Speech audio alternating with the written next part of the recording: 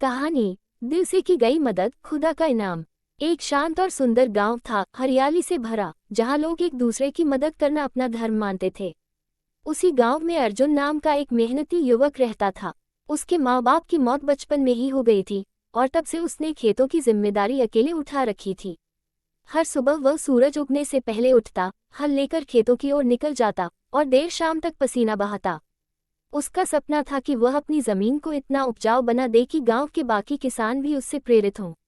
एक दिन जब वह खेत से वापस लौट रहा था तो रास्ते में उसे एक घायल आदमी दिखा। उसके कपड़े फटे हुए थे, शरीर पर जख्म थे और चेहरा धूल से ढका हुआ था।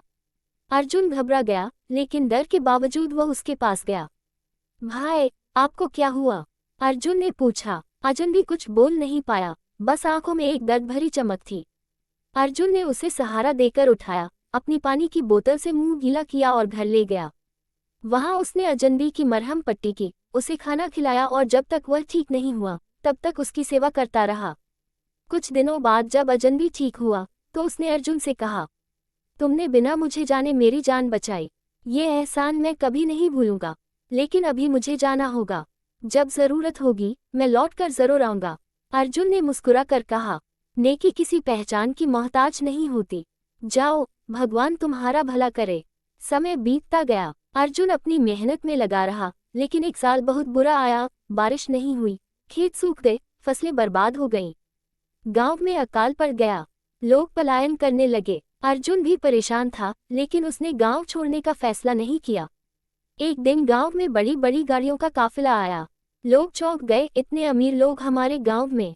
एक सजे धजे आदमी ने गांव वालों को इकट्ठा किया और कहा, मैं एक व्यापारी हूं और मैं इस गांव में एक नया कृषि प्रोजेक्ट शुरू करना चाहता हूं।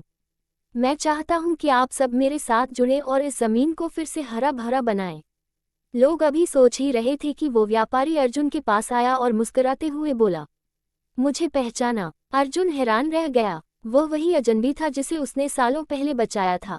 मैंने वादा किया था अर्जुन कि जब वक्त आएगा मैं लौट कर आऊंगा, और आज मैं तुम्हारी मदद करने आया हूँ।